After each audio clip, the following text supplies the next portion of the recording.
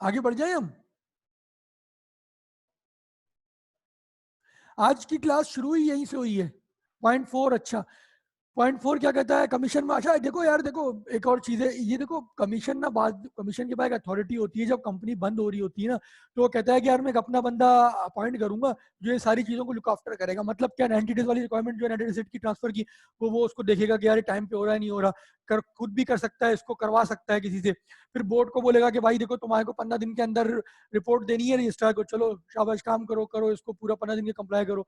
फिर वो क्या कर सकता है कि यार तीसरी चीज जो है 30 दिन वाली वो भी करवा सकता है, जो बाइंडिंग अप वगैरह वाली जो खर्चे हैं वो सारे करवा सकता है। तो इसका ये सिर्फ ये मतलब है कि यार एससीसीपी चाहे तो अपना एक बंदा, अपना एक एम्प्लॉय अपॉइंट कर सकता है कि ये सारी चीजों को नजर नजर रखे आप पे और सारी चीजें आपसे करवाए। और कुछ आगे बढ़ जाऊं? चलो आगे बढ़ता हूँ मैं। अच्छा इसको ना मैं एक चार्ट के जरिए समझते हैं। ये चार्ट आप लोगों का भी हेल्प करेगा। देखो आईसीसीपी ने, मैं एक दफा पे कॉन्सेप्ट रिपीट भी हो जाएगा, अच्छा है जो जो नहीं तो इनको थोड़ी सी भी बहुत भी कंफ्यूजन है ना, वो भी इनको भी क्लियर हो जाएगा। क्योंकि आईसीसीपी ने लाइसेंस रिवोक किया, 90 डेज के अंदर आपको क्या करना है, from the date of revocation of license आपने आपने अपनी नेट एसेट जो है उसको ट्रांसफर कर देने अनदर सिमिलर कंपनी में। सही है। अच्छा वो आपने 90 डेज के अंदर ट्रांसफर कर दी, फॉर एग्जाम्पल 60 दिन के अंदर कर दिए। सही है। अब वो 60 दिन से आपके 15 दिन के अंदर आपने क्या करना है, 60 दिन के बाद जो 15 दिन आएंगे उसके अंदर क्या करना है, बोर्ड को ना एक 15 दिन के अंदर बोर्ड को एक रिपोर्ट फाइल करनी है किसको, रजिस्ट्रार को। अगर वो 15 दिन कहाँ, अगर वो आपने पूरे 90 डेज में किया है तो 15 दिन वहां से काउंट होंगे। आपने 60 डेज में कर दिया तो 15 दिन वहां से काउंट होंगे। आपने 70 डेज में कर दिया 15 दिन वहां से काउंट होंगे। तो जिस दिन से आपने ऊपर वाली जो नेट एसेट ट्रांसफर किए हैं वहां से आपके 15 दिन काउंट होंगे और आपको एक रिपोर्ट सबमिट करनी है बोर्ड को, इसको रजिस्ट्रार को। अच्छा इसके बाद जब आपने रिपोर्ट भी सबमिट कर दी, फिर वो कहता है कि 30 दिन के अंदर जब एक्सेप्ट कर ले वो रिपोर्ट किस तरह एक्सेप्ट करेगा यार, वो आपको एक फॉर्मल लेटर लिख देगा कि यार देखो मैंने आपकी इस दिन रिसीव हुई थी रिपोर्ट और मैं इसको एक्सेप्ट करता हूँ, आप अपनी बाइंडिंग ऑफ प्रोसीडिंग को कम शुरू कर दें और तो ये आपकी रिक्वायरमेंट है 30 दिन के अंदर आप इसको पूरा कर दें। सही है। तो आप क्या करेंगे, जिस दिन आपको, जिस दिन के उसका लेटर की जो डेट है वो डेट से लेके 30 दिन है आपके पास, यार वो उसमें लिख देगा तो लेटर की डेट से वो 30 दिन शुरू हो जाएंगे, या वो लेटर के अंदर लिख देगा कि मेरी एक्सेप्टेंस जो है वो इस दिन से शुरू हो रही है। तो वो खैर वो तो प्रैक्टिकल चीजें हैं, उससे आप लोगों का इतना ताल्लुक नहीं है। तो वो फिर वहां से लेके 30 दिन के अंदर आपको क्या करना है, आपको प्रोसीडिंग बोर्ड को इनिशिएट कर रही है, किस चीज की प्रोसीडिंग है, वो बाइंडिंग अप की प्रोसीडिंग है। सही है, क्लियर है, आगे बढ़ जाए। ये पूरा टॉपिक क्लियर हो गया आप लोगों को एसोसिएशन नॉट फॉर प्रॉफिट का, ये आया हुआ इसने बहुत पूछा है, क्लियर हो गया सबको? कोई इसमें ओवरऑल अगर कोई सवाल है तो पूछें।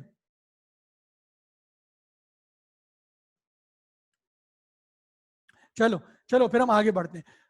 अच्छा ये चैप्टर 1 की सबसे मुश्किल चीज थी ये, चलो गुड गया आप लोगों को क्लियर हो गया, आपको इतनी मुश्किल चीज नहीं है, लेकिन अगेन पास पेपर में आ सकती है तो हम लोग इसको पढ़ते हैं। सही है। अच्छा देखो एक लफ्ज अब यूज हुआ था रजिस्ट्रार का। रजिस्ट्रार क्या होता है, देखो 2 नंबर की डेफिनेशन आ सकती है रजिस्ट्रार को, कहता है कि यार मींस क्या, रजिस्ट्रार एक रजिस्ट्रार है, एडिशनल रजिस्ट्रार है, ये देखो उसकी रैंकिंग है। सबसे पहले रजिस्ट्रार आएगा, फिर एडिशनल रजिस्ट्रार होता है, फिर एडिशनल जॉइंट रजिस्ट्रार होता है, फिर जॉइंट रजिस्ट्रार होता है, फिर डिप्टी रजिस्ट्रार है, असिस्टेंट रजिस्ट्रार है।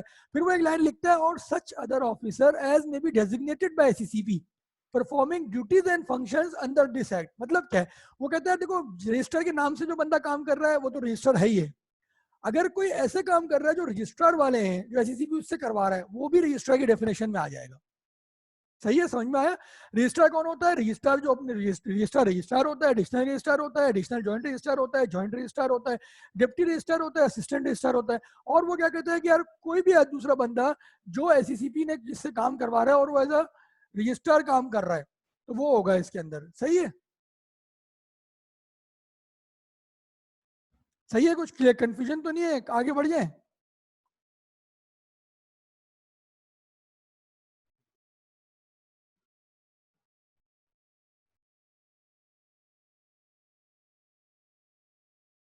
सही है, आगे बढ़ जाए, बताओ।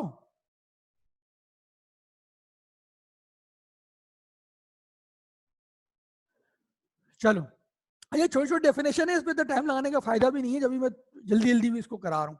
सही है। अच्छा इसके बाद फिर हम चला पास से और टाइम लगाएंगे यार। अच्छा देखो इसके बाद वो कहते हैं पावर एंड ड्यूटीज क्या है इसकी। पावर एंड ड्यूटीज जो है रजिस्टर की क्या है, to issue certificate of incorporation of a company. अच्छा सर्टिफिकेट ऑफ इनकॉर्पोरेशन क्या होती है यार, कंपनी को एक लाइसेंस दिया जाता है कि हाँ यार आप इस दिन से लेके ना, मतलब आपकी वजूद में आ गए, आप इनकॉर्पोरेट हो गई कंपनी, कंपनी बन गई, कंपनी पैदा हो गई, ये इसका मतलब है। सर्टिफिकेट ऑफ इनकॉर्पोरेशन कब मिलता है, क्या होता है, ये नेक्स्ट चैप्टर में हम देखेंगे। अच्छा फिर क्या किया जाता है, approve name of a company and rectification of name. अच्छा अप्रूव करता है नाम को। अच्छा जब कंपनी आप बनाते हैं ना तो आप एक नाम के लिए अप्लाई करते हैं कि यार ये नाम हम रखना चाह रहे हैं, आप मुझे अप्रूव करें। अगर वो नाम कोई पहले से मौजूद ना हो तो वो अप्रूव कर देगा, अगर वो नाम पहले से मौजूद होगा तो वो आपको डिसअप्रूव कर देगा, बोलेगा नहीं भाई ये वाला नाम नहीं चलेगा, आप दूसरा नाम लिखो उसका। सही है, तो ये एक इसके पास पावर है, आप उसको अप्लाई करते हो, वो अपनी पावर को यूज करते हुए या तो आपको अप्रूव करेगा या डिसअप्रूव करेगा। और rectification of name, rectification of name कब होता है ये हम देख लेंगे आगे, मैं थोड़ा सा बता देता हूँ। कभी आपका नाम जैसे कोई चेंज होना हो या आपको कोई कॉन्फ्लिक्ट आ जाए नाम के साथ, तो ये रेक्टिफिकेशन होती है नाम के साथ। सीसीपी कहता है कि यार रेक्टिफाई कर दो नाम को, तो वो रेक्टिफिकेशन ऑफ नेम मतलब वो चीज है। अच्छा फिर क्या कहता है, to approve alteration of memorandum और आर्टिकल। अच्छा ऑल्टरेशन होती है मेमोरेंडम और आर्टिकल्स, क्या होता है ये हम आगे जाके देखेंगे। और ऑल्टरेशन कब होती है, अभी बस इतना ही आप लोग समझ लेंगे, जो ऑल्टरेशन जो होगी ना वो कौन अप्रूव करेगा, रजिस्ट्रार करेगा। अच्छा फिर वो कहते हैं कि to issue certificate of commitment of business. अच्छा certificate of commitment of business again क्या होता है, ये नेक्स्ट चैप्टर में हम देखेंगे। इसके यहाँ पे एक्सप्लेन करना बेकार है, मजा खराब हो जाएगा, जब पूरा थॉरली चैप्टर देखेंगे इसमें आएगा तो उसको थॉरली एक्सप्लेन करेंगे। अच्छा तो इसका इसका क्या मतलब है कि यार to issue certificate of commitment of business, यार जो आपको बिजनेस को शुरू करने की इजाजत देता है वो कब से, एक सर्टिफिकेट होती है जिसमें लिखा होता है कि यार फला फला कंपनी एबीसी कंपनी इंटाइटल है बिजनेस कमेंस करने के, और फिर फला फला डेट, उस डेट से आप अपना बिजनेस शुरू कर सकते हैं। सही है, तो फिर कहता है to inspect books of account. Books of account क्या है, मतलब टू इंस्पेक्ट बुक्स मतलब क्या होता है, बुक्स क्या होती है भाई, बुक्स आपकी होती है अपना अल्लाह भला करे अकाउंट्स। सही है, बुक्स इसको कहता है। And records of that company, कोई भी रिकॉर्ड हो, कोई भी डॉक्यूमेंट हो, कोई पेपर हो, मिनट्स ऑफ द मीटिंग है, इसको रिकॉर्ड कह रहा है। एंड सीज देम, सीज यार देखो एसईसीपी के पास पावर है, एफबीआर के पास भी पावर होती है कि वो आपके रिकॉर्ड सीज कर सकता है। सीज का मतलब क्या कि यार वो उठा के ले जाए, कि यार मुझे कोई इन्वेस्टिगेशन उसको करनी हो, कोई भी उसको आपकी कंपनी में शक हो, किसी ने कोई शिकायत करी हो, ऑडिटर ने कोई ऐसी बात कर दी हो, कोई ऐसी चीज रिपोर्ट में लिख दी हो, तो वो कहेगा यार कि भाई मुझे आपकी ये जो फला फला डॉक्यूमेंट है मैंने आपको सीज कर दिए। सीज करने का मतलब है कि यार अब आप उसको यूज नहीं कर सकते, वो उसकी कस्टडी में आ गया, अब वो जब अपना काम पूरा होगा वो आपको वापस कर देगा। हत्ता ऐसा भी होता है कि एससीसीपी हो गया, एफबीआर हो गया, ये पूरे पूरे कंप्यूटर उठा के ले जाते हैं आपके, ऐसा भी ये लोग करते हैं कि आपका कंप्यूटर उठा के ले गए, आपकी जो भी पूरे हार्ड ड्राइव इंस्टॉल हुई है, पूरा जो आईटी रूम है उसको अपनी कस्टडी में ले लिया, वहां से हार्ड डिस्क ले गए कि भाई इन्वेस्टिगेशन चल रही है सीसीबी की तरफ से, एफबीआर की तरफ से, एफआईए की तरफ से, तो ये चीजें भी होती हैं इसके अंदर। सही है, समझ में आ गया। अच्छा अब इसके बाद बात करते हैं कमीशन की। अच्छा कमीशन क्या होता है यार, सब बड़े बड़ा लफ्ज सुन रहे हैं, कमीशन कमीशन कमीशन। जो कमीशन होता है securities and exchange commission of Pakistan, ये क्या है यार, ये आपका रेगुलेटर है। रेगुलेटर क्या होता है भाई, देखो आपको चलाने वाला, आपको बताने वाला, आपसे काम लेने वाला कि आपने यार ये चीज करनी है, ये चीज नहीं करनी है। कंपनी के पैदा होने से लेके कंपनी के जाने तक, मतलब कंपनी के खत्म होने तक जो आपके साथ लगा रहेगा, माइंड अप होने तक, वो आपका रेगुलेटर होगा। अच्छा रेगुलेटर आपका कौन है, आपका रेगुलेटर है एसईसीपी। सही है, तो एसईसीपी कौन है, आपका रेगुलेटर है। इनकॉर्पोरेट भी बनवाएगा भी कंपनी, आप जब कंपनी बनाओगे तो भी उसके पास जाना है, रेगुलेट भी आपसे वो करवाएगा कि यार ये चीजें आपने करनी है। कंपनी की जब मौत आएगी, मतलब जब वो डेड हो जाएगी, मतलब जब वो वाइंड अप हो जाएगी, तो वो भी एक प्रोसेस ऑफ लॉ के तहत होती है, बनती भी प्रोसेस ऑफ लॉ के तहत है, रेगुलेटरी प्रोसेस ऑफ लॉ के तहत होती है और वाइंड अप जो होती है वो भी एक प्रोसेस ऑफ लॉ के तहत होती है। तो ये सारी चीजें जो है ये कौन आपका करेगा, ये आपका एपिक्स रेगुलेटर आपको डायरेक्ट करेगा, डिक्टेट करेगा, that is securities and exchange commission of Pakistan, जिसको आप कमीशन के वर्ड में आप देखते हैं कि कमीशन कमीशन जो यूज होता है। अच्छा इसी का एक एम्प्लॉय होता है रजिस्ट्रार, समझे आप। रजिस्ट्रार जो होता है इसी का एम्प्लॉय होता है। हाँ रजिस्ट्रार के पास एक बहुत बड़ी पावर होती है। हाँ रजिस्ट्रार एरिया वाइज होता है, एरिया वाइज भी होता है, रीजन वाइज भी होता है, मतलब अलग अलग हिसाब होते हैं यार। लिस्टेड कंपनी में अल्फाबेट वाइज होता है, लिस्टेड कंपनी में रजिस्टर्ड अल्फाबेट वाइज होती है, ए से लेके डी तक इसके पास है, एच से लेके जे तक उसके पास है, इसके यू से लेके जेड तक इसके पास है, ये डिफरेंट डिफरेंट तरीके से होता है। सही है। अच्छा देखो, अच्छा यार अभी मैं जवाब देता हूँ आपको। अच्छा देखो फिर वो कहता है कि यार एससीसीपी का जो है ना उसका फंक्शन क्या है। अच्छा कमीशन, जब हम इसको रीड करते हैं, commission has got powers to regulate the affairs of all company. मैंने जिस तरह आपको बताया कि वो सारे रेगुलेट करेगा आपको अफेयर्स ऑफ द कंपनी, मतलब क्या बनवाएगा भी आपसे खुद, आपको रेगुलेट भी करेगा कि आपने अकाउंट सबमिट करने हैं, आपने मीटिंग करनी है, आपने ये चीज करनी है, आपने अकाउंट सबमिशन करने हैं, सारी चीजें एक्सवाइजी कंपनी आपसे कराएगा। सही है। और इंश्योरेंस कंपनीज, बैंकिंग कंपनी, मुदारबा एंड एनबीएफसी, ये क्या होती है इंश्योरेंस कंपनी, जिस तरह ईएफयू हो गया, मुदारबा होती है इस्लामिक फाइनेंशियल इंस्टीट्यूशन होते हैं, बैंक का आप लोगों को पता है, एनबीएफसी भी होता है, ये आप लोगों के सीफएफ में आएगा। एनबीएफसी क्या होता है, एक पूरा एक्ट होता है, वो आप लोगों के सीफेप में इंशाल्लाह आप लोग पढ़ेंगे। अच्छा, इसके बाद ये कहता है भाई पावर्स एंड ड्यूटीज, कि जिस तरह आपने ऊपर रजिस्ट्रार के पावर्स एंड ड्यूटी पर, रजिस्ट्रार की तो छोटा सा स्कोप है ना यार, एससीसीपी तो समझो उसका उसको भी रेगुलेट कर रहा है एससीसीपी, उसका तो एक एम्प्लॉई है रजिस्ट्रार, तो समझो एससीसीपी के पावर्स कितने होंगे। तो एससीसीपी के पावर्स कितने हैं भाई, एससीसीपी के पावर्स क्या क्या है, वो कहता है तू register association not for profit, जिससे हमने ऊपर पढ़ा क्या एसोसिएशन नॉट फॉर प्रॉफिट को रजिस्टर वो करता है, सही है। अलाउ, अच्छा उसका जो लाइसेंस रिवोक है वो भी वो करता है, सही है। इसमें तो ज़्यादा बहुत छोटी सी चीजें लिखी है, बस 4-5 नंबर का आएगा तो आप ये लिख दें। दूसरा क्या है, to allow certain words to be included in the name of the company, इंशाल्लाह हम नेक्स्ट उसमें पढ़ेंगे कि यार नेक्स्ट चैप्टर में पढ़ेंगे कि नेम ऑफ द कंपनी में कुछ वर्ड्स होते हैं जो यार वो आपको अलाउ करता है कि हाँ यार ये चीज आप इंक्लूड कर दें। To listen appeals against decisions of the register, अच्छा देखो रजिस्टर ना बार बार आपकी चीजों को रिजेक्ट कर देता है, डिसअप्रूव कर देता है। फॉर एग्जांपल आप कहे कि यार मुझे तारिक एंड कंपनी नाम रखना है, तारिक प्राइवेट लिमिटेड रखना है, उसने आपका नाम को रिजेक्ट कर दिया। आप क्या कर सकते हैं, आपके पास एक अपॉर्चुनिटी है कि आप जाएं और जाके एससीसीबी में उसके खिलाफ अपील दायर करें, अपील रजिस्टर करें कि भाई देखो आप रजिस्ट्रार से मैंने ये चीज बोली थी, रजिस्ट्रार ने मुझे मना कर दिया। अब वो एक फिर एक कमेटी बनाएगा, वो एक कमेटी बना के फिर वो आपकी हियरिंग होगी, उसमें वो रजिस्ट्रार भी आएगा, आप भी पहुंचेंगे, फिर कमीशन एक फैसला देगा। और जो कमीशन का जो फैसला होगा ना वो फुल एंड फाइनल होगा। ये तो वो कहेगा भाई तारिक प्राइवेट लिमिटेड को इस नाम से बनने दो, फिर रजिस्टर अपना फैसला वापस ले लेगा। या तो वो कहेगा भाई नहीं तारिक प्राइवेट लिमिटेड नहीं बन सकती, इसके फला फला रीजंस है, पहले से कंपनी इस तरह की इंकॉर्पोरेट हुई हुई है, तो फिर then you have to back out, आपको बैकआउट करना होगा और रजिस्ट्रार केस जीत जाएगा और आपको बैकआउट करके आपको दूसरे नाम के साथ कंपनी बनाएंगे। ये उसकी एक पावर है। अच्छा, एक और इसकी पावर क्या है भाई, to approve prospectus for issue. Prospectus again ये हमारा पूरा एक टॉपिक है, चैप्टर है, हम देखेंगे प्रोस्पेक्टस क्या होता है। भाई इतना समझ लिया, प्रोस्पेक्टस एक कंपनी जब, लिस्टेड कंपनी जब पैसा उठा रही होती है जनरल पब्लिक से, तो वो जो इनवाइट करती है वो इनविटेशन का डॉक्यूमेंट होता है, that is called prospectus. I repeat, जब लिस्टेड कंपनी जब पब्लिक से पैसा उठा रही होती है तो वो जो डॉक्यूमेंट, जो इनविटेशन का जो डॉक्यूमेंट होता है जो पैसा उठाने के लिए, दैट इज कॉल्ड प्रोस्पेक्टस। अच्छा, फिर क्या होता है, to call general meeting if the company makes default to hold him. अच्छा, कंपनी की रिक्वायरमेंट होती है, अगेन ये जनरल मीटिंग हो गई, एजीएम हो गई, एक्स्ट्राऑर्डिनरी जनरल मीटिंग हो गई, ये आप लोगों के कोर्स में है, बिल्कुल है, इंशाल्लाह हम इसको पढ़ेंगे। तो वो ये कहता है कि यार देखो, अगर आप कंपनी ने नहीं की मीटिंग, फला फला दिन के अंदर, इतने इतने दिनों के अंदर मीटिंग करनी थी, वो इंशाल्लाह जब टॉपिक आएगा, चैप्टर आएगा, हम देखेंगे, आपने नहीं की वो मीटिंग, तो एससीसीबी के पास ये पावर है कि वो ये मीटिंग खुद कंडक्ट करवा सकती है, नोटिस देगी खुद के, भाई मेंबर्स को सारे नोटिस दे दिए, सारे मेंबर्स को नोटिस दे दिया, सारे मेंबर आए, खुद अपने बिहाफ पे इसको कंडक्ट करवाएगी और जितने भी एक्सपेंसेस होंगे इसके, वो सारे कंपनी से लेगी। सही है। अब आप जो कोई सवाल है तो पूछे मुझसे। प्रोस्पेक्टस भाई ये होता है कि सॉरी, प्रोस्पेक्टस ये होता है कि जब भी लिस्टेड कंपनी पब्लिक से, जनरल पब्लिक से पैसा उठाती है, जब लिस्ट होने जारी होती है, वो लिस्ट होने जारी होती है तो वो पैसा उठाती है, उठाने के लिए लिस्ट होती है, जो जनरल पब्लिक से जब पैसा उठाने के लिए जो इनविटेशन डॉक्यूमेंट होता है, that invitation document is called prospectus. सवाल पूछे, कोई है सवाल, ये हम आगे बढ़ जाएं?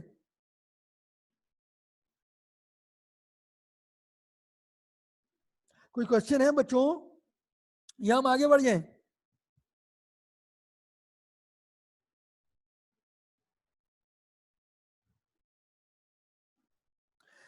सब बताओ मुझे, सब जल्दी जल्दी बताओ, एक बच्चा बता रहा है, सब बताओ मुझे। क्वेश्चन है किसी का तो पूछें, प्लीज पूछें, अनक्लियर होके नहीं जाएंगे हम हर चीज समझ के जाएंगे।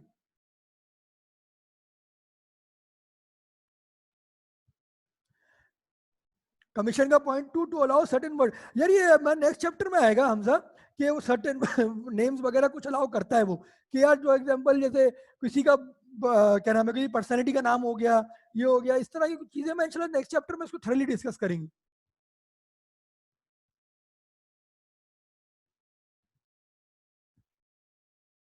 यार वो स्कूल कॉलेज और प्रोस्पेक्टस अलग चीज होता है, ये प्रोस्पेक्टस अलग चीज होता है, वो उसमें इन्फॉर्मेशन बिल्कुल, उसमें भी कुछ चीजें यार उसमें भी स्कूल कॉलेज की इन्फॉर्मेशन होती है और यहाँ भी स्कूल कॉलेज की इन्फॉर्मेशन होती है, कह सकते हो रेहान। लेकिन इसका एक पूरा फॉर्मेट है यार, सिक्योरिटीज एक्ट के अंदर ना, प्रोस्पेक्टस के अंदर पूरी चीजें बताई हुई कि ये चीज होनी चाहिए, ये चीज होनी चाहिए।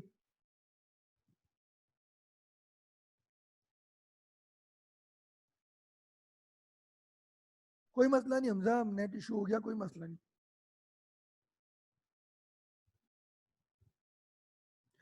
यहाँ एसएससीबी ऑफिस के अंदर ही होता है रजिस्टर, एससीसीबी ऑफ वाजिद, एससीसीबी ऑफिस के अंदर होता है रजिस्टर। कितने रजिस्ट्रार हैं ये तो मुझे नहीं पता, ये तो एससीसीबी में जो बड़े बड़े बैठे होंगे उनको पता होगा, रीजन वाइज होते हैं। ये मुझे काउंटिंग नहीं पता, पूरे पाकिस्तान में होते हैं यार, सिर्फ कराची में थोड़ी है। कराची में कितने रजिस्ट्रार हैं ये मुझे नहीं पता, ये शायद किसी को भी ना पता हो। और पूछे, और पूछे, सवाल पूछे। अगर सवाल नहीं है तो मुझे गो अहेड दे, मैं आगे बढ़ता हूँ।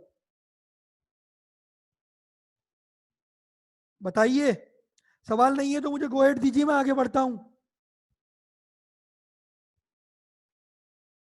बताओ बच्चों, क्या हो गया है?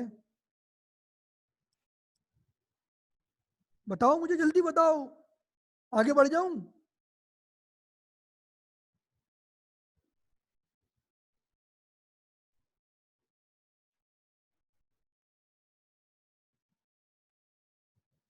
सही है, चलो चलो मैं आगे बढ़ता हूँ। अच्छा, एक और टॉपिक देखिए, हम छोटा सा डिस्कस करते हैं। चलो इसके बाद हमारे चैप्टर अल्हम्दुलिल्लाह चैप्टर 1 खत्म हो जाएगा, तो मैं आप लोगों से नोट्स भी शेयर कर लूंगा। छोटा सा कॉन्सेप्ट है यार, ये basic concept of a company में, ये मैं छोड़ता हुआ गया था लास्ट क्लास में, मैं कहा था इसको नेक्स्ट क्लास में कराऊंगा। देखिए यार, कंपनी को ना एक, देखिए जो एससीसीपी है ना, उसने कंपनी को एक स्टेटस दिया है। उसने कहा देखो, मैं कंपनी से बात करता हूँ तो मैं कंपनी को मुखातिब करता हूँ। इस तरह आप लोगों का पहला लेक्चर रिकॉल करें तो सोल प्रोप्राइटर को उसने किसी कोई हैसियत नहीं दी थी, उसने सिर्फ हैसियत दी तो कंपनी को दी। Be it a private company, be it a public company, be it a public unlisted company, be it a public listed company, be it a guarantee limited, be it a limited by shares company. उसने company को एक इनफरादी हैसियत, एक individual हैसियत दी। उसने company को company कहकर पुकारा।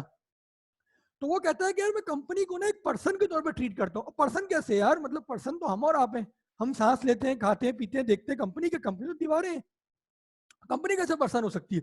तो उसने कहा कि यार मैं कंपनी को एक आर्टिफिशियल पर्सन के तौर पे कह रहा हूँ, मैं एक आर्टिफिशियल पर्सन उसको ट्रीट कर रहा हूँ। उसके अपने राइट्स होंगे, उसकी अपनी लाइबिलिटीज होंगी, उसकी अपनी ऑब्लिगेशन होंगी। देख, कंपनी जब कोई भी लेटर किसी को लिखती है तो अपने नाम पे लिखती है, उसका लेटर हेड होता है एक, वो उसके आगे लिखा होता है कि ABC company, Engro foods, Unilever Pakistan limited, Nestle limited, Habib bank limited, MCB bank limited. तो ये सारे क्या है, मैटको फूड्स लिमिटेड। तो कंपनी की अपनी, उसने कहा कि यार कंपनी की ना एक अपनी इंडिविजुअल हैसियत होती है। वो इंडिविजुअल हैसियत की वजह से उसने कहा कि मैं इसको एक पर्सन ट्रीट करूंगा। वो, और वो पर्सन जो है, मैं उसको डायरेक्ट नेचुरल पर्सन नहीं कहूंगा, मैं उसको एक आर्टिफिशियल पर्सन कहूंगा, और वो अपने ओनर से अलग होगा, सेपरेट फ्रॉम इट्स ओनर्स। और इस कॉन्सेप्ट को उसने कहा कि ये डॉक्ट्रिन ऑफ कॉर्पोरेट पर्सनैलिटी है। मतलब वो एक कॉर्पोरेट में उसको एक, इसको एक हैसियत दे रहा है कि यार you are considered as a person, not as a natural person, but as a artificial person. सही है। अच्छा, इस आर्टिफिशियल पर्सन होने के तहत क्या है भाई, उसके अपनी राइट्स हैं, उसके अपने ऑब्लिगेशंस हैं। मतलब कि यार, जैसे वो उसके खिलाफ कोई केस कर सकता है कंपनी के नाम पे, कंपनी किसी अपने नाम से किसी के नाम पे केस कर सकती है, कोई भी अपना राइट इन्फोर्स करा सकती है, कोई पैसा उसका फंसा हुआ है तो ले सकती है, और किसी का पैसा उससे फंसा है तो वो उसको देगी भी। सही है, ऐसा नहीं कि लेने वाली कहानी है, देने वाली कहानी भी है। अपने नाम पे अग्रीमेंट कर सकती है भाई, कंपनी का कभी भी अग्रीमेंट होता है। ऐसा नहीं कि मैं कंपनी का डायरेक्टर हूं तो मेरे नाम पे होगा। भाई कंपनी जो है, कंपनी का अगर कोई भी एग्रीमेंट हो रहा है, कंपनी पैसा उठाना चाह रही है, तो वो कंपनी जो अग्रीमेंट करेगी, वो जो अग्रीमेंट होगा कंपनी के अपने नाम पे होगा। फॉर एग्जाम्पल एंग्रो एंग्रो एंग्रो जो कॉर्पोरेशन है, वो एक अग्रीमेंट करती है यूनिलीवर के साथ, तो यूनिलीवर और एंग्रो का अग्रीमेंट होगा, उनके डायरेक्टर्स का नहीं होगा, कंपनी का होगा। सही है। तो उसने कहा कि चूंकि मैंने आपको एक इंडिविजुअल हैसियत दे दी है, तो आप, आपको आर्टिफिशियल पर्सन का है, आपके राइट्स एंड ऑब्लिगेशंस दिए हैं, तो आप एक अपने नाम पे अग्रीमेंट भी कर सकते हैं। ये उसने एक चीज दी है। क्यों किया? क्योंकि यार उसने आपको एक नाम दे दिया ना, एक हैसियत दे दी, तो अपने नाम से अग्रीमेंट करें। सही है। अच्छा, इसके बाद वो कहते हैं कि यार देखो, कंपनी ना कभी मरेगी नहीं। देखो, एक बहुत बेसिक कॉन्सेप्ट, एक बहुत अच्छी चीज मैं बताने लगा हूँ। पार्टनरशिप फर्म में जब कोई पार्टनर रिटायर होता है या मर जाता है या वो किसी वजह से डिसेबल हो जाता है, तो पार्टनरशिप फर्म डिसॉल्व होती है। डिसॉल्व होना मतलब पार्टनरशिप फर्म खत्म होती है, खत्म होने के बाद दोबारा बनती है। Unlike company, company doesn't die. This concept is called perpetual succession. मैंने शेयर हमजा को बेचे, मैंने शेयर वाजिद को बेचे, मैं शेयर होल्डर की हैसियत मेरी खत्म हो गई, लेकिन कंपनी नहीं मरेगी, company will not die, company चलती रहेगी। शेयर होल्डर आता है आए, ना आता है ना आए, आके चले जाए, मर जाए, बीमार हो जाए, कुछ भी हो जाए, वो शेयर होल्डर है नहीं है, इससे कंपनी को फर्क नहीं पड़ता। कंपनी एक प्रोसेस ऑफ लॉ के तहत बनती है, कंपनी एक प्रोसेस ऑफ लॉ के तहत वाइंड अप होती है। सही है। इसको हम रीड करते हैं। सही है। फिर आप लोगों को क्वेश्चन लेंगे। क्या है, unlike soul trader, soul trader क्या है, सोल ट्रेडर को अपने ऊपर पढ़ा था, आप लोग रिकॉल करेंगे। सोल ट्रेडर में वो कहता है कि मैं आपके बिजनेस को रिकॉग्नाइज नहीं करता, मैं आपको कोई हैसियत ही नहीं देता, मैं सिर्फ उस बंदे को जानता हूँ, ये कंपनी, ये लॉ कहता है, सही है। अच्छा, unlike soul trader and partnership, a company is an artificial person separate from its owner. Separate from its owner क्यों कहा गया है? जिस तरह मैंने कहा कि यार कंपनी की अपनी एक हैसियत दी गई है, कंपनी के नाम पे अग्रीमेंट कर सकती है, कंपनी अपने नाम पे कोई राइट इन्फोर्स कर सकती है, तो उसने कहा भाई सेपरेट फ्रॉम इट्स ओनर्स, सही है।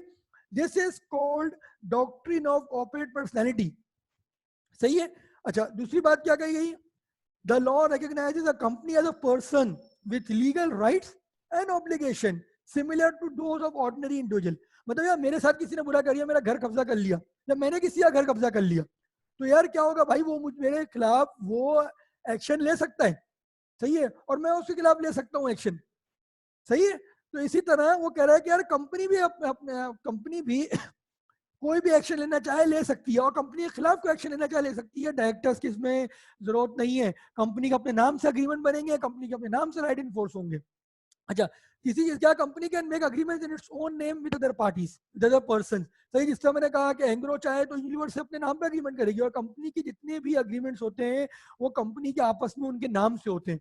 इस तरह नहीं होता कि आप जो है डायरेक्टर के नाम पे अग्रीमेंट हो, डायरेक्टर के नाम पे हो गया या किसी इंप्लॉय के नाम पे हो गया तो कंपनी उसकी जिम्मेदार नहीं होती, फिर वो डायरेक्टर की अपनी इंडिविजुअल कैपेसिटी है, वो डायरेक्टर का घर बिकेगा, वो डायरेक्टर की गाड़ी बिकेगी, वो डायरेक्टर का सामान बिकेगा, कंपनी का 1 रुपया नहीं जाएगा अगर वो पे ऑफ ना कर सका, कंपनी का कोई भी एसेट उसमें यूज नहीं होगा अगर वो डायरेक्टर के नाम पे बन गया कोई भी एग्रीमेंट। तो कंपनी के जितने भी एग्रीमेंट होते हैं, it is made on behalf of the company, although it is made by directors, it is signed by directors, but it is made by the company, no, in the name of the company, not in the name of directors or any other officer, सही है। अच्छा, चौथी चीज वो कहता है company as a perpetual succession means being an artificial person, it does not die, मरती नहीं है ये, एक शोल्डर आया गया 10, लिस्टेड कंपनी है यार, मैंने बताया था कॉन्सेप्ट, स्टॉक एक्सचेंज में शेयर ट्रेड हो रहे हैं यार, रोजाना लाखों की तादाद में शेयर ट्रेड होते हैं, एक शोल्डर आता है खरीदता है बेचता है,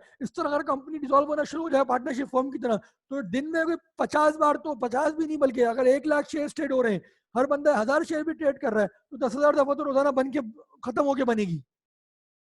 कंपनी शेयर्स की मूवमेंट पे, ट्रांसफर पे, उसके खरीदो फरोख्त पे जो है डाई नहीं होती, डाई नहीं होती मतलब डिसॉल्व नहीं होती। अनलाइक पार्टनरशिप फर्म में पार्टनर मर जाए, पार्टनर हट जाए, रिटायर हो जाए, तो पार्टनरशिप फर्म डिसॉल्व हो जाती है, इसमें कंपनी में ऐसा नहीं होता, सही है। It continues even if it's owners changes और डाइज, जैसा मैंने बताया। A company is created by a process of law. अच्छा, प्रोसेस ऑफ लॉ क्या है इंशाल्लाह नेक्स्ट चैप्टर से हम देख लेंगे, तो बड़ा बेसिक चैप्टर था कि यार पहले नाम के लिए अप्लाई होगा, फिर आपका मेमोरेंडम होगा, आर्टिकल होगा, फिर इनकॉर्पोरेशन आपकी हो जाएगी, और ये दिस एंड दैट, ये सारी चीजें हम इंशाल्लाह नेक्स्ट चैप्टर से देखेंगे। And is wound up by a process of law, सही है। कंपनी बनती भी लॉ के तहत है, कंपनी खत्म भी लॉ के तहत होती है, ऐसा नहीं आपने ताला लगा दिया आपने कहा चलो बेटा छुट्टी, नहीं, ऐसी छुट्टी नहीं होती। You have to comply with the laws and regulation. आपको फिर अगर आपने इस तरह कंपनी में ताला लगा भी दिया, तो भी आपको जाके एससीपी में आपको उसके अकाउंट सबमिट करने हैं, इवन में जीरो रेवेन्यू, अगर सेल आपकी जीरो भी है तो भी आपको जो रिक्वायरमेंट है एससीपी की, you have to comply that, because your company has not been bound up until and unless your company is wound up by a process of law. You have to abide by all the regulations of the company law, सही है। अच्छा, मैंने चारों बातें कर दी, आप मुझे बताएंगे कोई क्वेश्चन है किसी का, पूछें। बच्चों क्वेश्चन पूछो, देखो कोई भी बच्चा अनक्लियर होके नहीं जाएगा, मुझे लास्ट टाइम बड़ा अच्छा फीडबैक मिला था और तुम लोगों ने सबने बहुत अच्छा समझा एसोसिएशन नॉट फॉर प्रॉफिट। मैं एक्सपेक्ट नहीं कर रहा था कि इतना अच्छा तुम लोग समझ लोगे और इतनी जल्दी समझ लोगे, बहुत कम टाइम में तुम लोगों ने बहुत अच्छा समझा है। मुझे जल्दी बताओ, क्या कोई क्वेश्चन है? क्या हो गया, सो गए क्या सब?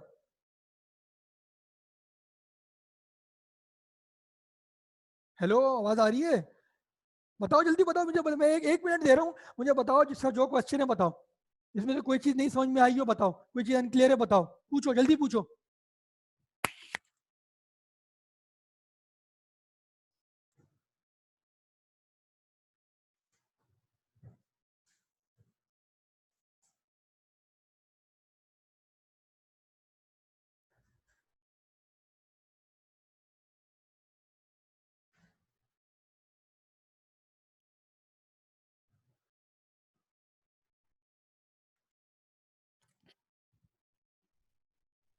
चलो फिर आगे आगे बढ़ जाए।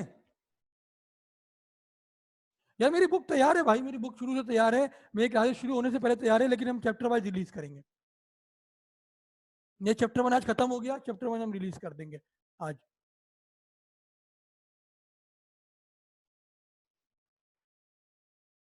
आगे बढ़ जाऊं?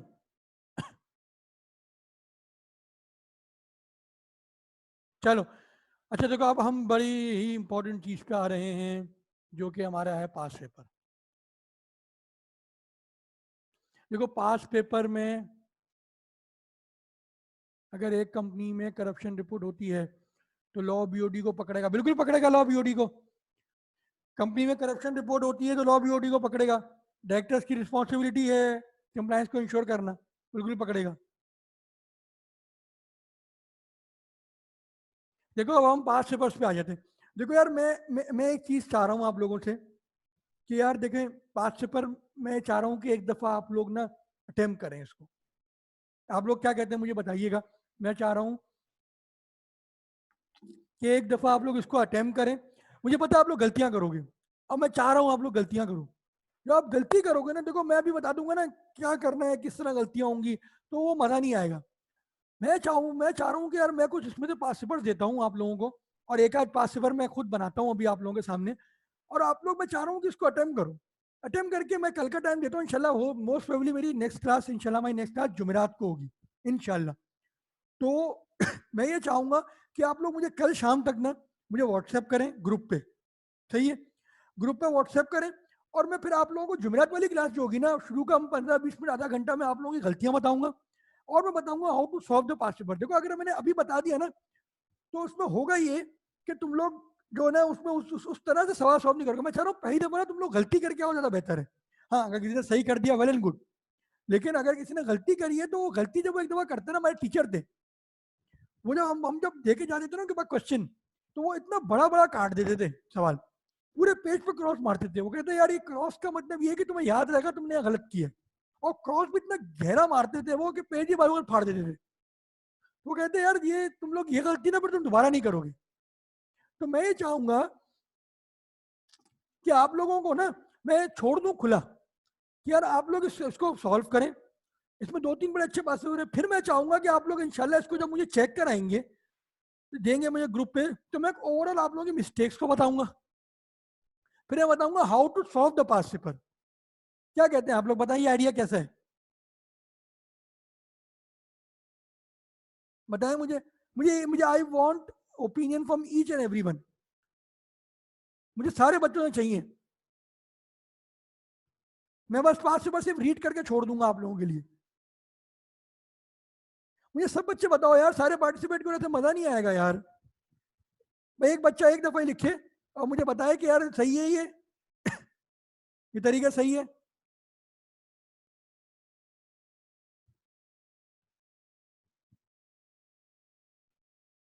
तो मैं सिर्फ रीड रीड करके छोड़ दूं पास पेपर फिर? चलो गुड है, गुड है। अच्छा अच्छा चलो, अरे देखो पास पेपर है, सबसे पहला इसका है स्प्रिंग 2019 में, master limited ML has made equity investment in a बास limited in the light of Companies Act 2017, state under what circumstances ML may classify AL as its subsidiary। Again मैं इसको बिल्कुल नहीं बता रहा क्या करना है, मुझे पता है कि तुम लोग इसमें गलती करोगे, और क्या गलती होगी वो लिखने में ड्राफ्टिंग का एरर होगा, जो मैं एक्सपेक्ट कर रहा हूँ। अच्छा है ना करो, बहुत अच्छी बात होगी, मैं गलत साबित हूँ। लेकिन मुझे एक चीज है, मुझे बताना है कि यार इस इजी क्वेश्चन में बच्चे को पता भी होता है कि इसका आंसर क्या है, वो 4 में से 2 क्यों ले रहा है, 4 में से 4 क्यों नहीं ले रहा। यही सबसे बड़ा लॉ का मसला होता है कि आप आती हुई चीज को वेल ड्राफ्ट नहीं कर पाते तो हम मार्क्स लूज करते हैं। मैं अगेन ये चीज कह रहा हूँ, मैंने बहुत दफा कही है कि जो 15-20 नंबर मुश्किल होंगे वो सबके लिए होंगे, वो आपके लिए भी होंगे, आपके सामने वाले के लिए भी होंगे, लेकिन जो इजी मार्क्स हैं उसी में से आपने पासिंग स्कोर लेना है। 75 to 80 नंबर का पेपर आपको क्लास में आता है, क्लास में कराया जाता है, सही है, वो आप प्रैक्टिस भी होती है, उससे मिलती जुलती चीजें आती हैं। अगर आप वो चीज सही करके क्लिक करके आप कर दोगे तो आप इंशाल्लाह पास हो जाओगे। आप आती हुई चीज गलत करोगे, you will rush to the answer, तो ये आप एक बहुत बड़ा ब्लंडर करोगे। रीड द क्वेश्चन प्रॉपरली, फिर आप इसको सोचें कि यार इसमें क्या होना चाहिए। देखिए 4 मिनट 4 नंबर का क्वेश्चन है, आप सबको पता है एक फॉर्मूला कि 4 नंबर मतलब कितने 6 या 7 मिनट मल्टीप्लाई 1.8। 100 नंबर का पेपर होता है 180 मिनट होते हैं, तो एक नंबर जो आपके पास होता है वो 1.8 मिनट में अंदर आपको करना होता है। इसकी ड्राफ्टिंग मुश्किल 3 से 4 मिनट की है, बाकी के जो 2-2.5 मिनट है वो आपके सोचने के 7.2 मिनट्स में आपको ये करना है क्वेश्चन।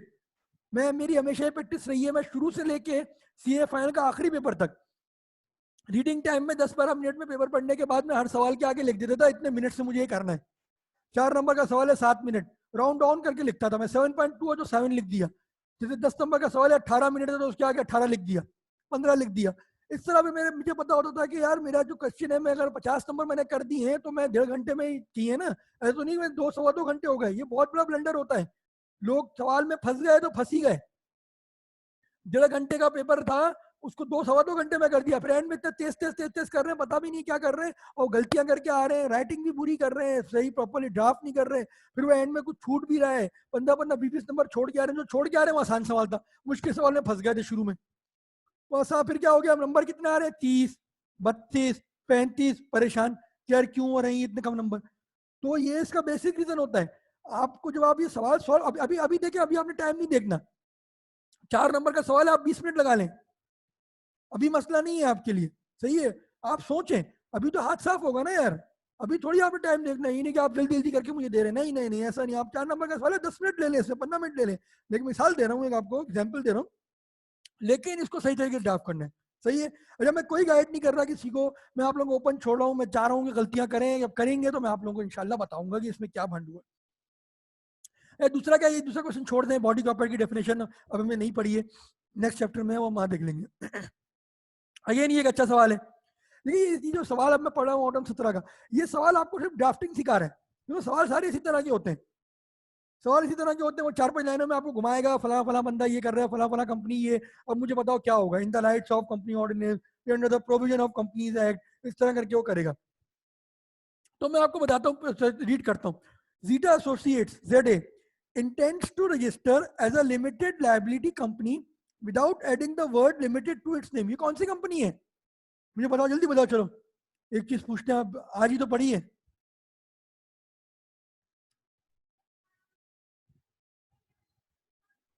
बताओ ना, जल्दी बताओ कौन सी कंपनी है जो without adding the word limited liability बन सकती है, जल्दी बताओ, सारे बताओ यार।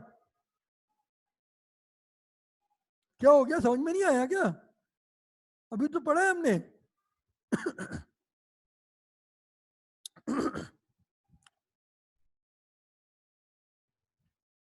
क्या हो गया बच्चों, फिर 2-3 बच्चों ने जवाब दिया, बाकी क्या है, सो गए क्या।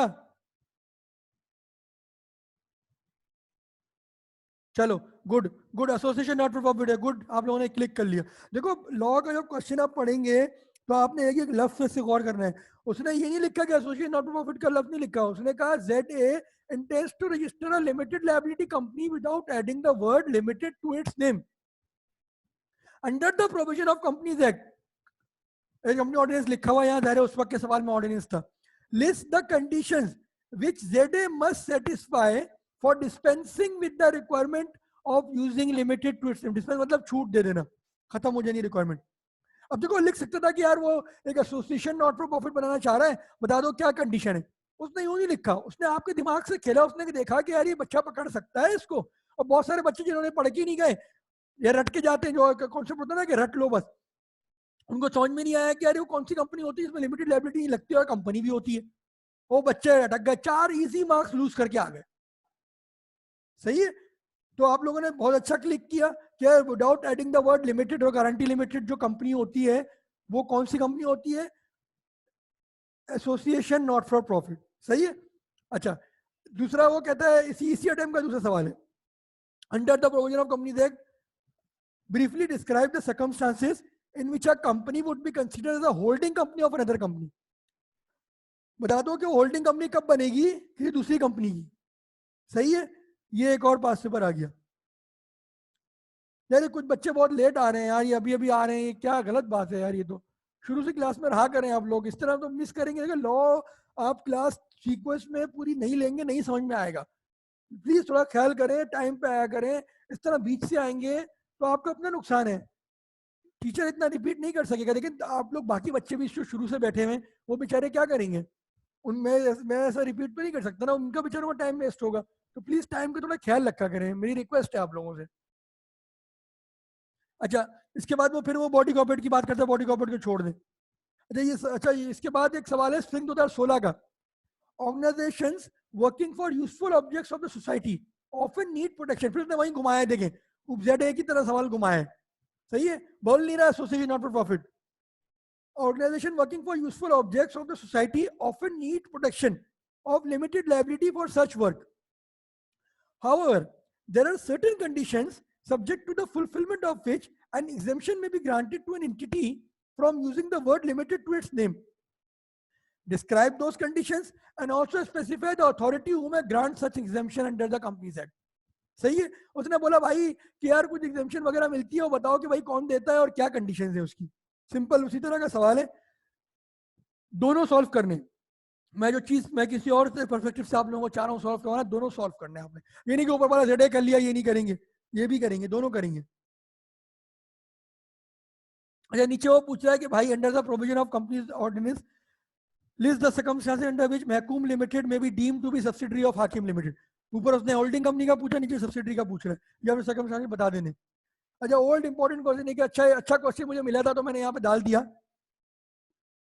SPL was incorporated in January 2012. Bilal owns 90% share of SPL. The remaining 10% shares are owned by his wife. सही है, Bilal intends to convert the company into a public limited company, unlisted. सही है, पब्लिक लिमिटेड अनलिस्टेड भी होती है, listed भी होती है। वो चाह रहा है कि प्राइवेट कंपनी से अनलिस्टेड कंपनी बनाए। List down the necessary changes that SPL would have to make in its article of association. सही है, अब ये मैं हिंट दूंगा तो आप लोग पूरा ही सॉल्व कर लेंगे, वैसे तो हिंट नहीं दे रहा। आप लोग देखना प्राइवेट कंपनी की जो रिस्ट्रिक्शन है वो रिस्ट्रिक्शन क्या होंगी क्या नहीं होंगी इसमें, जब भी अनलिस्टेड पे जाएगा। मैंने बताया था कि प्राइवेट कंपनी अगर पब्लिक कंपनी में जुड़ने जा रही है तो क्या चेंजेस उसके अंदर आएंगे, तो वो आपने उसको, ये बहुत बेहतरीन क्वेश्चन है ड्राफ्टिंग के लिहाज से। मैं एक्सपेक्ट तो नहीं कर रहा कि आप लोग इसमें मतलब गलती इसमें चांसेस हैं हों, लेकिन इसमें ये आप लोगों को बहुत अच्छा आगे के लिए एक सीखने को मौका मिलेगा कि यार ये सवाल को इस तरह किस तरह सॉल्व करते हैं। अच्छा फिर क्या है alpha spring 2011। Alpha associates is an association of person, it wants to register itself as a limited company but does not wish to include the word limited to its name। ये सवाल छोड़ दें, ये ऊपर हमने 2 दफा कर लिया। condition which need to be satisfied before the commission to issue a license or under which the license may be revoked। अब रिवोक वाला तो उसमें रहा ही नहीं, ये छोड़ दें, स्प्रिंग 2011 छोड़ दें। ऊपर आप लोग ये कर चुके हैं और वो रेवोकेशन वाली चीज तो है नहीं। तो ये सारे सॉल्व, अच्छा पॉसिबल तो आप लोगों ने करने। अच्छा बच्चे ने पूछा कि यार मेजर हिंट दे दें। मेजर हिंट यार इसके अंदर ये देखो, सवाल को वो आपको एक सिनारियो बना रहा है, आपने सिनारियो में रख के जवाब देना है। अगर वो कह रहा है कि अहमद है, अहमद को गाइड करो, तो आपने अहमद का वर्ड यूज करके सवाल सॉल्व करना है। ये नहीं following are the condition to be satisfied, टक टक टक टक लिख दिया, सही है, 4 में से 3 मिलेंगे, 2 मिलेंगे, ज्यादा नहीं मिलेंगे। अगर आप लिखोगे Ahmed need to fulfill the following condition in order to register as a limited liability company without adding the word limited to its name, तो फिर क्या होगा, फिर जो आप जो लिखोगे ना सारे, वो आपको 4 में से 4 देगा, क्योंकि वो देखेगा जो दिमाग से खाली है ये छाप के आ गया। मैं पूरी इससे एक सिनारियो बना के रहा हूँ, कहेगा मैं पागल हूँ जो पूरी 4 लाइनें लिख रहा हूँ, मैं एक सिनारियो बना रहा हूँ, मैं पागल हूँ। जब मैं सिनारियो बना रहा हूँ तो मुझे सिनारियो में रहते हुए जवाब दो ना। तो जब वो एक लाइन नहीं लिख रहा, सिर्फ डिस्क्राइब दिस, वो पूरी 4 लाइनें लिख रहा है, तो ये आप ही के लिए लिख रहा है भाई, आपने वो 4 लाइनों को यूज करना है। समझ रहे हैं बच्चे?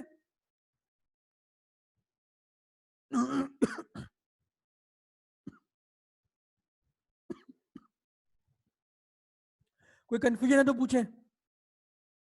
हाँ मैंने एक सवाल कहा था, मैं याद दिलाना, सही है, मैंने वैसे ड्राफ्ट तो नहीं किया, जब पढ़ाते पढ़ाते मुझे याद आया कि यार एक क्वेश्चन तुम लोगों के लिए बन सकता है इससे ना।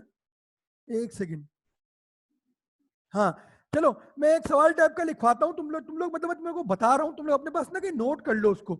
मतलब मैं पूरा ड्राफ्ट तो नहीं करवा रहा, मैंने ड्राफ्ट नहीं किया हुआ, लेकिन नोट कर लो। सब बच्चे रेडी है? एक पेंसिल, कॉपी पेंसिल सबके सामने। मुझे बताओ था कि मैं शुरू करूंगा ना, फिर बोलेंगे मुझसे मिस हो गया। सबके पास है कॉपी पेंसिल सामने? जल्दी जल्दी बताओ, जल्दी बता दो, सुस्त हो गए हो क्या? सही है, अच्छा देखो, अच्छा एबीसी फाउंडेशन, चलो लिखो लिखो अपने पास स्केच टाइप का बना लो। एबीसी फाउंडेशन है, उसने एक लोन लिया था 10 लाख रुपए का, किससे? XYZ कंपनी से। एबीसी फाउंडेशन ने लोन लिया, एबीसी फाउंडेशन ने लोन लिया XYZ कंपनी से 10 लाख रुपए का 1 जनवरी 2019 को। सही है?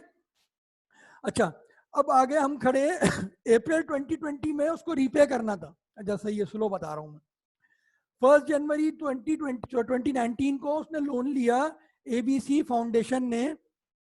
ये फाउंडेशन कौन सी है? एसोसिएशन नॉट फॉर प्रॉफिट है।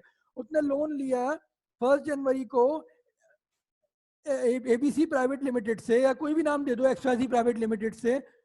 वो that was required to be repaid. चलो मैं लिखवा देता हूँ मैं, लिखो। अच्छा, ABC foundation took a loan, ABC Foundation took a loan of 2 million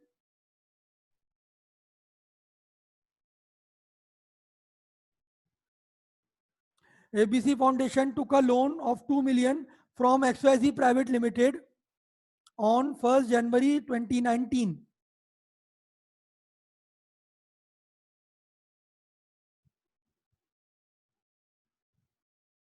लिख लिया? आगे बढ़ूं? बताओ, लिख लिया? आगे बढ़ूं? 2019 सही है? अच्छा, which was required to be repaid on, which was required to be repaid on, which was required to be repaid on 30th June 2020,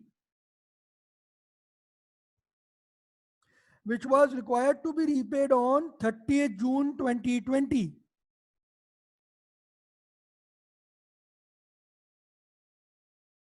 अच्छा, the foundation total net assets are of 1 million only. The foundation's net assets are of 1 million only. The foundation net assets are of 1 million only. The director of private limited, जो भी मैंने नाम लिखवाया था, देख लो क्या लिखा है, XYZ ABC जो भी है, director of XYZ private limited is of the opinion that the director of XYZ Private Limited is of the opinion that since the foundation is not a limited liability company, since the foundation does not have a limited word in its name, since the foundation does not have the word limited in its name, we can recover it from its directors. We can recover the remaining amount from its director. सही है? लिख लिया? Company के पास सिर्फ 1 million है। Director is of the view के company के, क्योंकि नाम के आगे लिमिटेड नहीं लग रहा, तो हम कंपनी के डायरेक्टर से रिकवर कर सकते हैं, फाउंडेशन के डायरेक्टर से। Requirement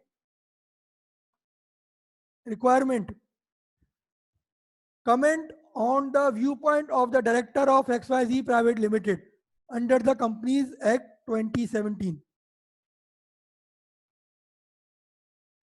Comment on the viewpoint of the director of XYZ Private Limited under the Companies Act 2017. लिख लिया सबने? बताओ, लिख लिया?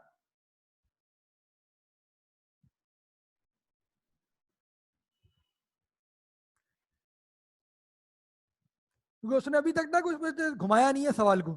ये तुम लोग इसको ड्राफ्ट करोगे अच्छी तरह से। अच्छा, अब आप लोग मुझे कल शाम से पहले मुझे अब 6 बजे से पहले सारे अपने आंसर्स देंगे, नंबर 1। फिर मैं इसको चेक करूंगा और इंशाल्लाह जुमेरात को जो हमारी क्लास होगी, जुमेरात की क्लास में हम इसको डिस्कस करेंगे। आपने गलतियां बताऊंगा करेक्ट आंसर क्या है। अच्छा, मुझे अपना ज़रूर फीडबैक दिया करें ऑन व्हाट्सएप पेज कि चीज़ें समझ में आ रही हैं, नहीं आ रही हैं, कोई मसला तो नहीं आ रहा, ये आप लोग जरूर फीडबैक दें। अच्छा, आज की क्लास का मुझे जल्दी से फीडबैक दें, कैसी रही, चीजें समझ में आई है, क्लियर हुआ, चैप्टर 1 पूरा क्लियर हो गया है, पास पेपर कर लोगे, कोई कंफ्यूजन तो नहीं है किसी को? मुझे सब बताओ एक एक करके,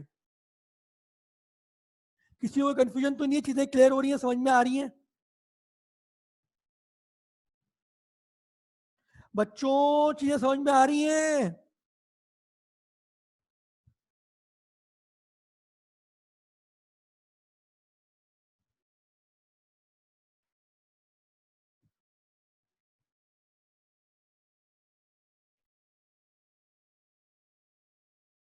मैं फर्स्ट क्लास का यार मैं करता हूँ, कुछ रिपीट कर दूंगा भाई। अगर आप एक जिशान, अगर आप कंटिन्यू करते हैं ये सेशन, अगर सीरियस स्टूडेंट है तो मैं इंशाल्लाह आप फर्स्ट क्लास जिनकी मिस हुई है जो भी है, मैं करवा दूंगा उनको कवर, कोई मसला नहीं है। मैं नोट शेयर करता हूँ, मैं नोट शेयर करता हूँ। अच्छा, मैं सवाल एक दफा रिपीट कर देता हूँ यार, वर्डिंग तो एग्जैक्ट नहीं बता पाऊंगा क्योंकि मैंने आप लोगों के सामने ही बनाया बैठ के। ये एबीसी कंपनी है, एबीसी फाउंडेशन है, उसने लोन लिया था 1 जनवरी 2019 को। लोन कितने का लिया था? 2 मिलियन का। सही है। उसकी उसकी रीपेमेंट की डेट थी which was required to be repaid on 30 June 2020। सही है। ऑन रीपेमेंट डेट कंपनी के पास सिर्फ 1 मिलियन था। सही है, बाकी पैसे नहीं दे सकती थी वो। डायरेक्टर्स के पास, डायरेक्टर जो है वो एक्सवाईजी प्राइवेट लिमिटेड का जो जिसने लोन दिया था, उसने कहा कि भाई क्योंकि इसका नाम के आगे लिमिटेड नहीं यूज हो रहा, इसकी अनलिमिटेड लाइबिलिटी है। अनलिमिटेड लाइबिलिटी है तो वो कह रहा है कि इसके डायरेक्टर्स के हम पर्सनल एसेट से ले लेंगे चीजें। एंड फिर मैंने रिक्वायरमेंट बोली, मैंने कहा भाई रिक्वायरमेंट क्या है? Comment on the view point of the director of private limited company in the lights of companies act 2017। सही है। जो सवाल पूरा नहीं नोट कर सकता था, एक बहुत अच्छा सवाल है ये। इस तरह का इतनी मुश्किल सवाल इस लेवल पे सवाल है कि हमने पूछा नहीं है अब तक। पूछ सकता है, घुमा सकता है, इस चैप्टर में से घुमा सकता है, उसके 10 नंबर तो ऑडिट से खत्म कर दिए, एसोसिएशन नॉट फॉर प्रॉफिट से घुमा सकता है। मैं नोट्स अभी बस एक एक 1.5 घंटे में शेयर कर रहा हूँ। अच्छा, आप लोगों ने याद करके सॉल्व नहीं करना है ये, आप लोगों ने नोट को सामने रखना है फिर सॉल्व करना है। कल सुबह इसको सब सॉल्व करेंगे, और सबने सॉल्व करना है, कोई बगैर सॉल्व करे नहीं आएगा क्लास में। सबने इंशाल्लाह सॉल्व करना है। सही है, फिर साइन ऑफ करें।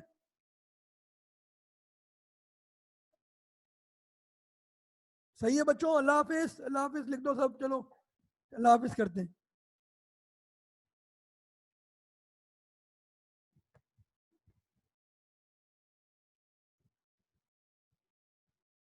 चलो जी, ओके जी, thank you very much, thank you very much. इंशाल्लाह हम फिर नेक्स्ट क्लास में मिलते हैं।